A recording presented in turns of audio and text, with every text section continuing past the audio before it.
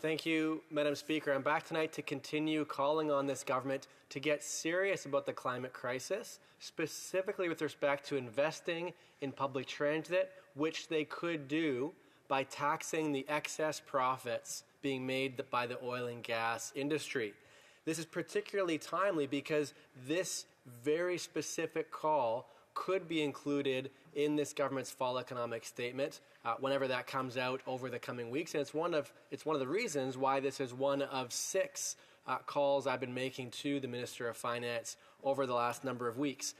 The stakes, in my view, really couldn't be higher when it comes to the climate crisis that we are in. First of all, recognizing we are the only G7 country whose emissions have gone up since 1990. It's at a time when we've already reached about 1.3 degrees Celsius of warming compared to pre-industrial times. Back at the 2015 Paris Climate Conference, at that time, world leaders all agreed we would do everything possible to limit to 1.5 degrees Celsius. They did this because climate scientists have told us if we cross that threshold, their words, leading to devastating and potentially irreversible consequences for several vital Earth systems that sustain a hospitable planet. And yet, what are we on track for? As of now, current pledges by countries around the world put us somewhere between 2.6 and 3.1 degrees of global average temperature rise. We must do so much more as a country to do our fair share, to lead, to demonstrate what's possible when it comes to acting on the climate crisis. Yet at the same time, when it comes to proven climate solutions like public transit, well, there's no new funding till 2026. That's after the next election. The funding that is being made available, it's any operations like a mechanic who needs to fix a bus, that's not eligible either, and the funding being provided is pretty much the status quo. At the same time, for proven climate distractions like carbon capture and storage, well, let's roll out the red carpet. This government is giving another tax credit in Bill C-59. That's between $7 to $16 billion. Most of the Canada Growth Fund, $15 billion there. You want to expand a pipeline? Oh, we got $34 billion for you to do that. Meanwhile, the oil and gas industry, well, they're making off like bandits.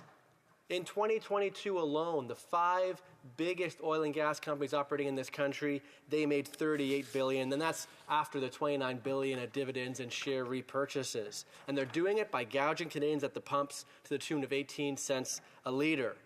The solution should be pretty obvious. Number 1, stop the subsidies. Number 2, tax these excess profits by taking the Canada Recovery dividend that was applied to banks and life insurance companies in the pandemic and applying it to oil and gas, even just 15% of profits over $1 billion.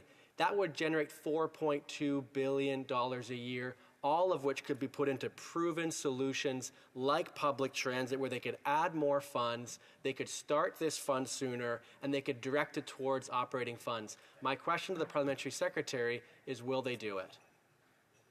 Parliamentary Secretary to the Minister of Environment and Climate Change.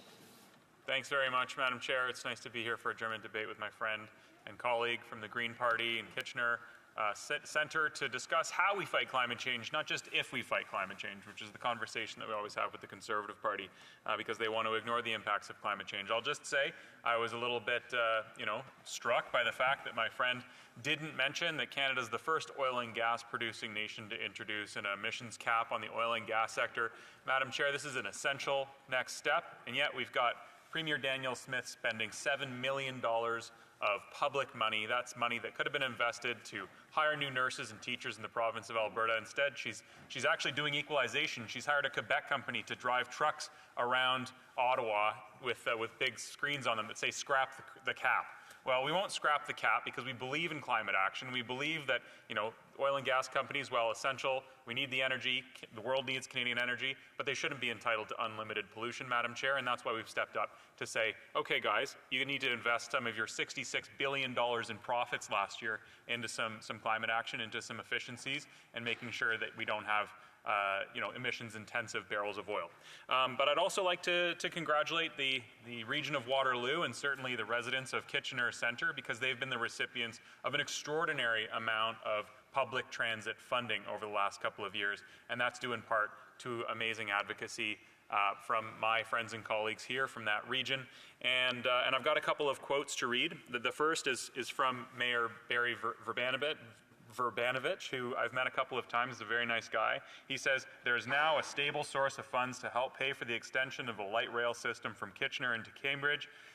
It is absolutely transformative," said His Worship Mayor Verbanovich. He was referring to the $30 billion investment that we just recently made into public transit. It's the largest ever investment that the federal government has ever made into public transit in Canada. That's extraordinary. But I've also got to congratulate them on being early winners in the public transit game. My colleague said there was no funding available in until 2026. That's not true. They were recently awarded over $187 million through a $180 billion fund for public transit, green infrastructure, and more social activities and infrastructure in various communities. So we are funding the public transit system that the residents of Kitchener Centre need and use regularly, and like my colleague said, that reduces greenhouse gas emissions, reduces people's reliance on cars, and that's a good thing. And people will say, but don't buses run on diesel? Sometimes, but not the 11 fully electric vehicles that the federal government purchased for the Grand River Transit System with $6 million through our public transit infrastructure stream. Madam Chair, Waterloo Region is extremely well served by our plethora of public transit funding, and I have another quote here to read. It's from an article, actually from the website of the region of Waterloo. They said that GRT is in collaboration with the cities of Cambridge, Kitchener, and Waterloo, and thanks to $5 million in total federal and municipal project funding through Canada's Public Transit Infrastructure Fund, they are deploying 11 fully electric buses, which is fun. It's great. It's so good for, I'm an electric vehicle enthusiast. I love seeing vehicles on the road that don't need to rely on fossil fuels. And I have a quote here. Quote starts, "Investing in modern and integrated networks of multi-use trails and pathways that connect to public transit are essential to building healthy and sustainable communities from all Canadians to live, work, and raise their families." That is from one of my favorite members of Parliament, the Honourable Member of Parliament for Waterloo. We've worked together a lot, so I want to congratulate her on the funding for her region and thank her for her advocacy. Bravo. The honour for Kitchener Centre.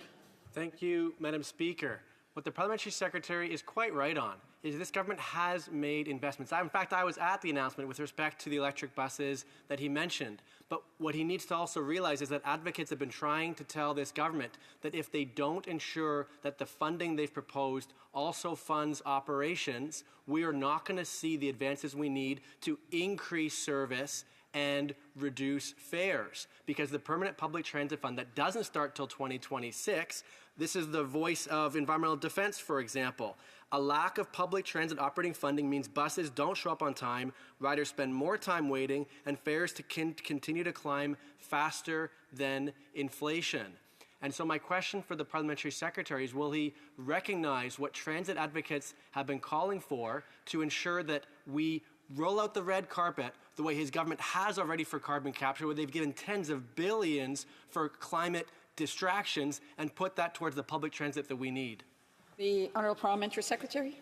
Madam Chair, I think these are really important issues, but I honestly think that my friend and colleague is conflating two issues. We're taking strong climate action and we're holding big oil and gas companies to account. All of those big profits that I mentioned that he referenced as well, they are taxed and they are funding these programs. And it's important to recognize that, we do travel on modes of transportation that require fossil fuels, and the world needs Canada's energy, and we've got to make sure that it's green, clean, innovative, and efficient, Madam Chair. And that's what we're doing with the cap on emissions, the first ever that, again, I'm surprised my friend and colleague refuses to acknowledge that this government has taken really, really strong action. But we talked earlier today, and I mentioned to him that the city of Burlington, which is a small part of the riding of Milton, not geographically, just from the perspective of population, has made transit free for seniors, transit free for kids under 12, transit is free for teens, and they've done that with help from our government, with support for these initiatives, and I know that the region of Waterloo has that same support. So I congratulate them, and again, thank the member for his advocacy.